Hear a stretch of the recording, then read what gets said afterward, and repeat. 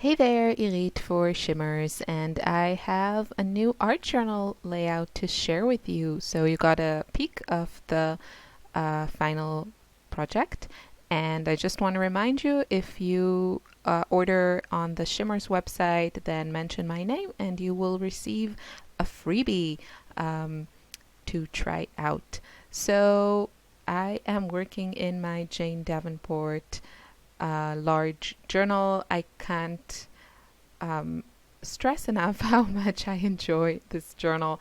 I'm kind of getting a little bit anxious because I think I'm more than 3/4 through it and I love it, and it's not available in Europe, so I guess maybe I'll activate one of my American connections and get my hands on a couple more of these.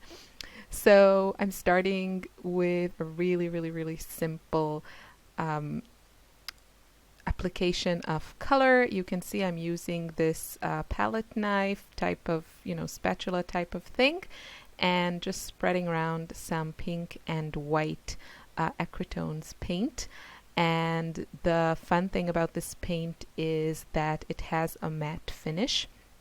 It dries super fast, and it's really fantastic for writing on top of it, and you'll just see how things kind of behave a little bit differently. The mists that I'm going to use, the sprays, colorings, and I think also some vibes, which are just different sprays from the shimmer line. Some have shimmer in them and some are without shimmer. So they kind of behave differently on this ground, on this medium, as opposed to the regular paper. You'll see that.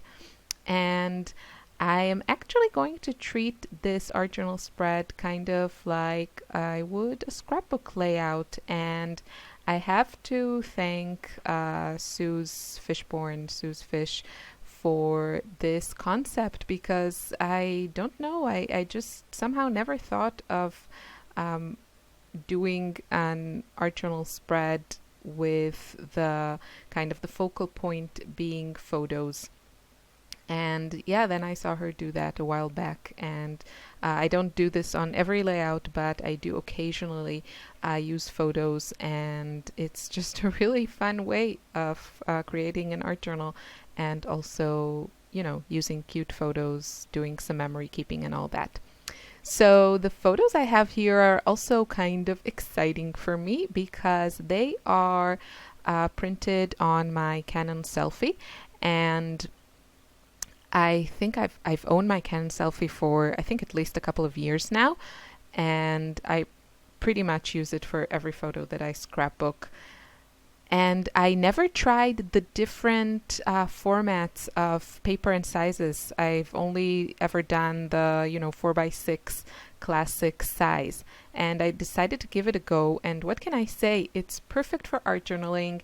It's perfect for traveler's notebooks. I'm definitely going to try and use it on that. So there's the card size, which you see I printed my black and white photo on that. That's a card size.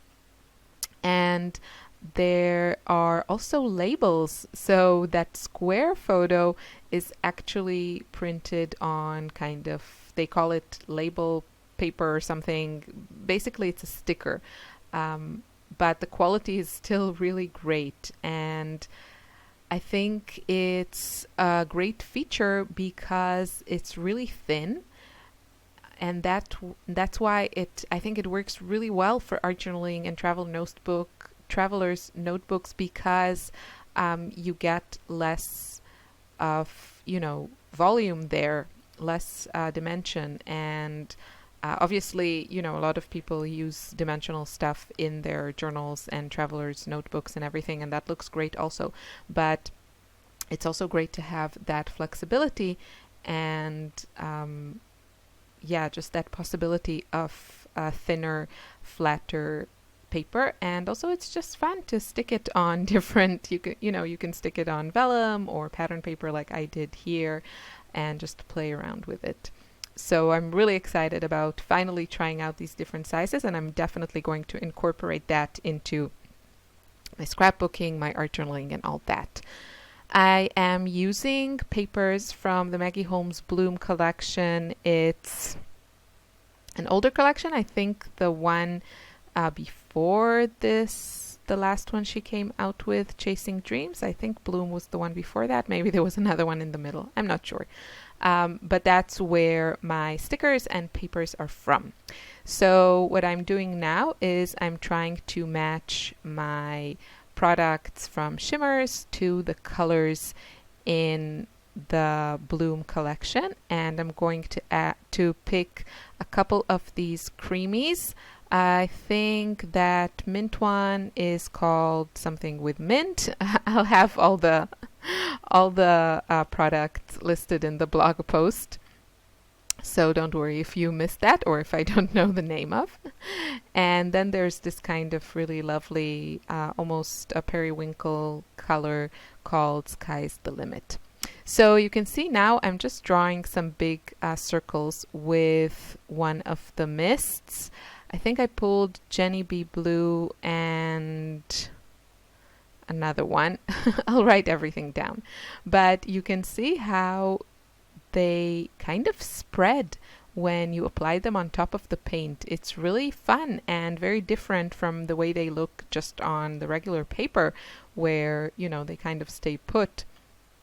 But on the paint they spread. So that was a little bit unexpected, and I just like that variety. So now I'm just adding some more splatters in gold, and I think this one is called Glorious Days. It's this lovely kind of mustardy gold spray, and I have to let things dry a little bit. I'm a bit impatient, so I'm not waiting too long. Yeah, I don't know what I had. I have another smaller size of this particular spray that came with one of the hip kits.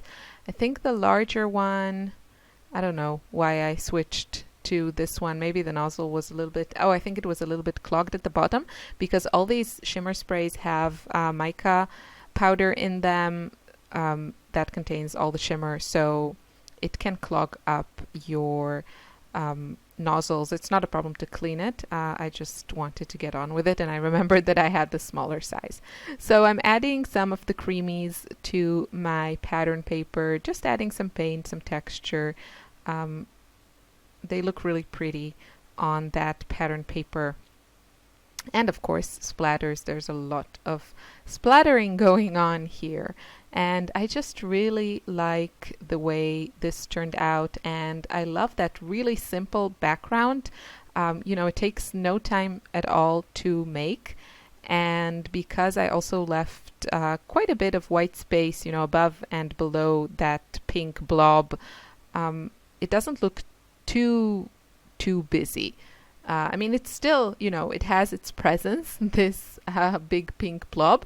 You could, of course, make it smaller, or you can really kind of create it around your clusters there. So just around your pattern papers. You don't have to like make it all the way across like I did.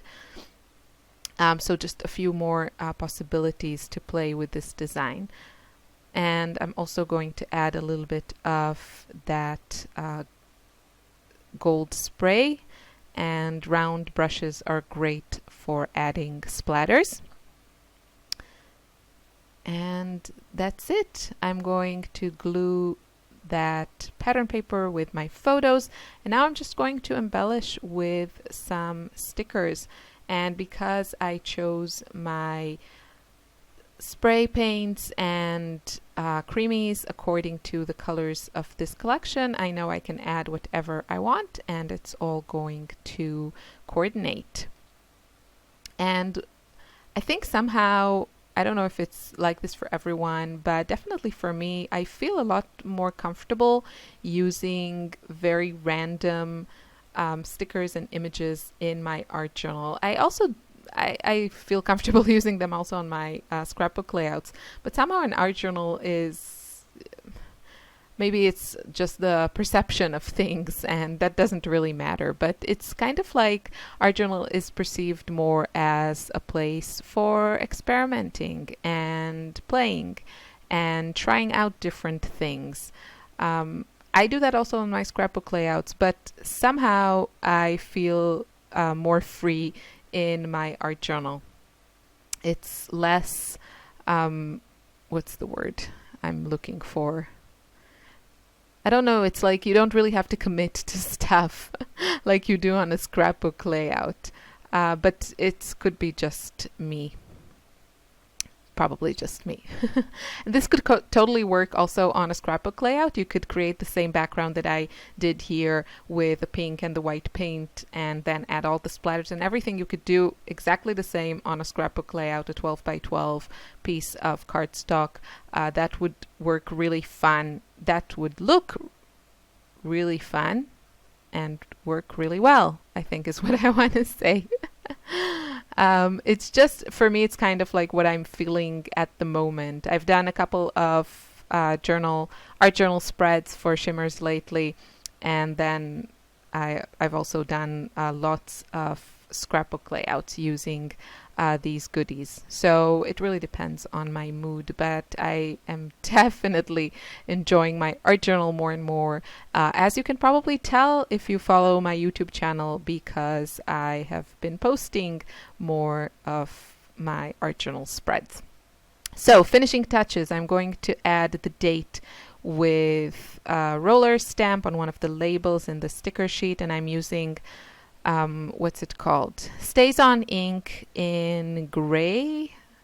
Can't remember what the color is called, but it's the gray one, and which I somehow prefer lately more to the black one. And yeah, I'm just going to add some stickers, and you want to make sure you adhere your stickers with some liquid glue or some strong glue, because the adhesive itself of the stickers is not strong enough when you want to add them on top of, paint and that sort of thing. It's just, it works well when it's just on paper, but not on this kind of mixed media products. So finishing touches, a few more stickers, and that's it.